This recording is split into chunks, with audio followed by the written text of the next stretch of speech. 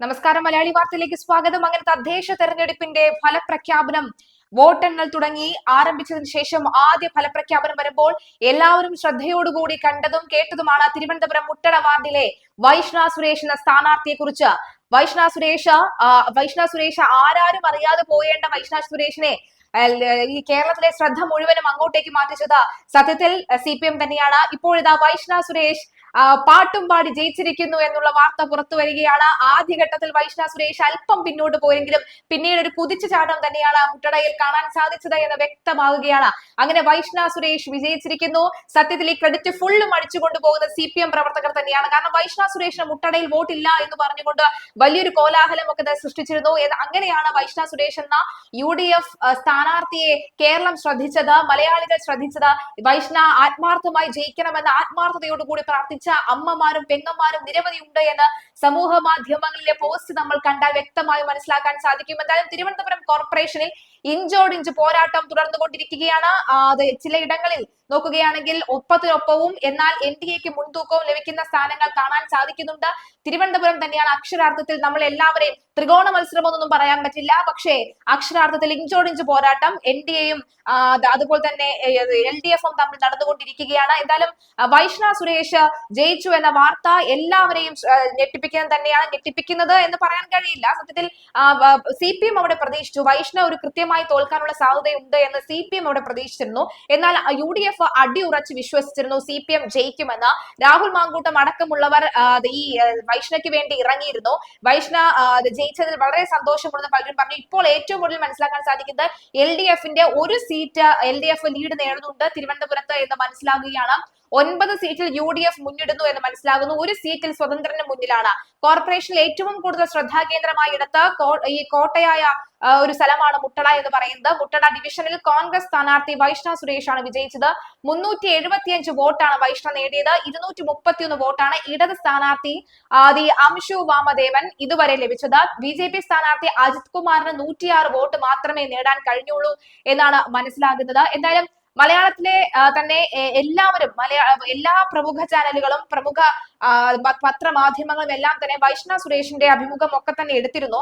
കാരണം ഇത്രയും ചെറുപ്രായത്തിൽ തന്നെ വൈഷ്ണ നേരിട്ട ഒരു സമ്മർദ്ദം 2 വട്ടമാണ് വൈഷ്ണ സുരേഷിന്റെ ഒരു അപ്പീൽ തള്ളാനുള്ള സാഹചര്യം ഒക്കെ തന്നെ ഉണ്ടായിരുന്നത്. എന്നാൽ പിന്നീട് കൃത്യമായ രേഖകൾ പരിശോധിച്ചതിനു ശേഷമാണ് വൈഷ്ണ സുരേഷ് സ്ഥാനാർത്ഥിയായി തുടരാമെന്ന് പറയുന്നത്.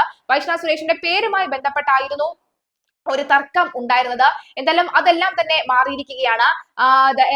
എന്തായാലും കൃത്യമായി തന്നെ നമുക്ക് മനസ്സിലാക്കാൻ സാധിക്കുന്നത് ഇഞ്ചോടിഞ്ച് പോരാട്ടം തുടരുമ്പോൾ വൈഷ്ണ സുരേഷ് കൃത്യമായി പാട്ടും പാടി ജയിച്ചു എന്ന് വേണം നമുക്ക് പറയാൻ സാധിക്കുന്നത്.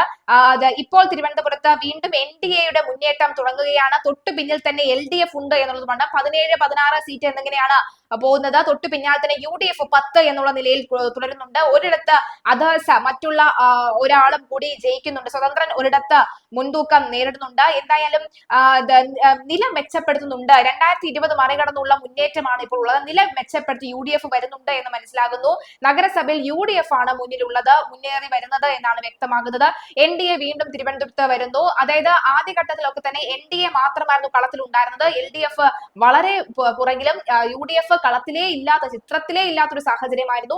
പക്ഷേ തിരുവനന്തപുരത്ത് നിന്നും ഏറെ ശ്രദ്ധ കേന്ദ്രിച്ച വൈഷ്ണ സുരേഷിന്റെ വിജയം അത് എല്ലാവരെയും ഞെട്ടിപ്പിക്കുന്നതാണെന്ന കാര്യത്തിൽ യാതൊരു സംശയവുമില്ല.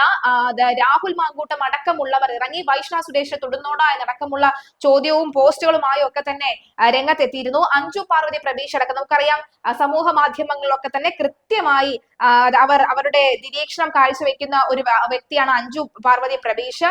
അവർ കൂടി പറഞ്ഞിരുന്നു ആത്മാർത്ഥമായി പ്രാർത്ഥിക്കുകയായിരുന്നു ഈ വൈഷ്ണ സുരേഷ് വിജയിക്കാനായി ഞാൻ ആത്മാർത്ഥമായി പ്രാർത്ഥിക്കുന്നു എന്ന് പറഞ്ഞിരുന്നു. ഇപ്പോൾ അല്പസമയം മുൻപ് 11 മിനിറ്റ് മുൻപ് ഈ പോസ്റ്റ് ഇട്ടിരിക്കുകയാണ്. ഞങ്ങളുടെ കൊച്ചു മുട്ടട ഇങ്ങ് ഏറ്റെടുത്തിരിക്കുകയാണ്. LDFന്റെ ഉറച്ച കോട്ടയിൽ പെൺകൊച്ച് കയറി ചെന്ന് സീറ്റും കൊണ്ട് ഇങ്ങ് പോന്നു എന്ന് പറഞ്ഞുകൊണ്ട് പറയുന്നു. അതായത് LDFന്റെ ഉറച്ച കോട്ടയാണ് മുട്ടട. കഴിഞ്ഞ തെരഞ്ഞെടുപ്പിലും അതിന് തൊട്ടു മുൻപുള്ള തെരഞ്ഞെടുപ്പിലും ഒക്കെ തന്നെ LDFന്റെ തൂത്തുവാരി വോട്ട് പിടിച്ചെടുത്താണ് ഇപ്പോഴിതാ വൈഷ്ണ സുരേഷ് വിജയിച്ചിരിക്കുന്നത്. കൃത്യമായി ഫുൾ ക്രെഡിറ്റും അത് LDFന് സ്വന്തം എന്ന് നമുക്ക് വേണമെങ്കിൽ പറയാം. എന്തായാലും അടിച്ചു കയറി മുന്നേറുകയാണ് വൈഷ്ണ സുരേഷ് എന്ന കാര്യത്തിൽ യാതൊരുവിധ സംശയവുമില്ല എന്ന കാര്യം വ്യക്തമാവുകയാണ്. ഇതൊരു ജനാധിപത്യത്തിന്റെ വിജയമാണ്. കാരണം നമ്മൾ അന്നും പറഞ്ഞൊരു കാര്യം സത്യം ജയിക്കും എന്നുള്ളതാണ്. അതിൽ കൂടുതൽ ഒന്നും തന്നെ ഈ ഒരു സാഹചര്യത്തിൽ പറയാനായിട്ടില്ല. കാരണം നമ്മൾ എത്രമാത്രം എഫേർട്ട് എടുത്തിട്ടുണ്ടോ അതിൻ്റെയൊക്കെ ഗുണമായി തന്നെ നമുക്ക് ജനങ്ങള് നമ്മുടെ കഷ്ടപ്പാടുകളെല്ലാം തിരിച്ചറിഞ്ഞ് നമ്മുടെ എഫേർട്സ് എല്ലാം തിരിച്ചറിഞ്ഞ് നമുക്ക് അവരുടെ അവകാശത്തിലൂടെ നമുക്ക് ഇത്രയും വലിയൊരു സപ്പോർട്ട് തന്നിരിക്കുകയാണ്. വളരെ സന്തോഷം. വലിയൊരു പോരാട്ടമാണ്. ആദ്യം ഒരു സ്ഥാനാർത്ഥിന് വേണ്ടി പോരാട്ടം ജയിച്ചു, പിന്നീട് ഒടുവിൽ ഒറിജിനൽ ജയവും. അതെ, തീർച്ചയായും. കാരണം അത്യാവശ്യം നല്ല ലീഡും ഉണ്ട്. നമുക്ക് വളരെ സന്തോഷിക്കാവുന്ന ഒപ്പം തന്നെ അഭിമാനകരമായിട്ടുള്ള ഒരു സമയമാണിത്. അത്ര സന്തോഷമുണ്ട്. എന്തായാലും BJP വോട്ട് വാങ്ങി എന്നൊക്കെ പറഞ്ഞുകൊണ്ട് ഇപ്പോൾ നിരവധി ആളുകൾ വരാനുള്ള സാധ്യത വളരെ കൂടുതലാണെന്ന് പറഞ്ഞു വരുന്നുണ്ട്.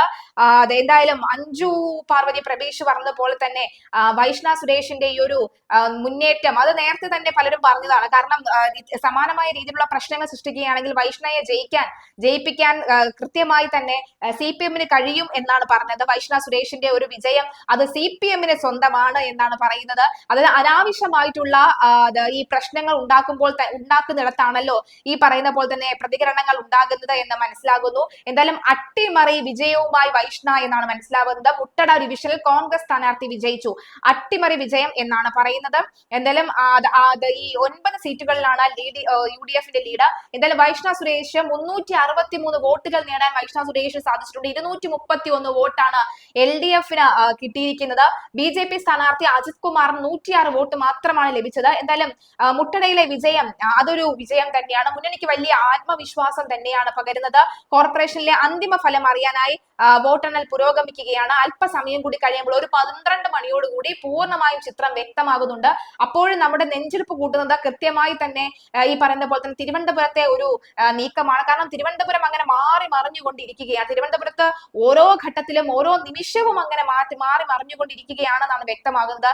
അതായത് ആദ്യഘട്ടത്തിൽ ഇപ്പോൾ LDF എങ്കിൽ രണ്ടാം ഘട്ടത്തിൽ NDA ആയിരിക്കും, വീണ്ടും അത് LDF ആയി മാറുന്നു, പിന്നീട് അത് NDA ആയി മാറുന്നു. ഇങ്ങനെ ഒരു ഇഞ്ചോടിഞ്ച് പോരാട്ടം നടക്കുന്നത് കേരള സംസ്ഥാനത്ത് തന്നെ മറ്റൊരു ജില്ലകളിലും ഇല്ല എന്ന് വേണമെങ്കിൽ നമുക്ക് പറയാൻ സാധിക്കും. ഇപ്പോൾ ഏറ്റവും ഒടുവിലായി നോക്കുകയാണെങ്കിൽ NDA ആണ് തിരുവനന്തപുരം മുന്നിൽ നിൽക്കുന്നത്. 17, LDF 16, UDF 10 എന്ന കണക്കിൽ.